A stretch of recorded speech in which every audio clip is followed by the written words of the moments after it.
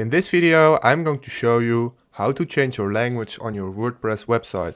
So the first thing you want to do, you want to go to your WordPress website and you want to log into your account. Then you have something like this, your website. You want to go up to your dashboard over here under your name of the website. As you can see, for my name is Olivier.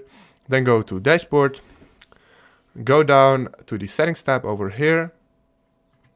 And here you can see all different kind of options under general settings. Then you want to go down till you see a site language.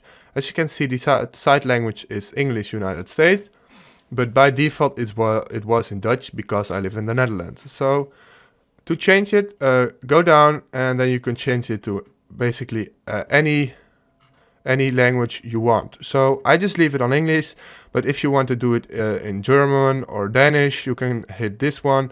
Just hit any site language you want. So if this video helped you out, please leave a like, please subscribe, and see you next time.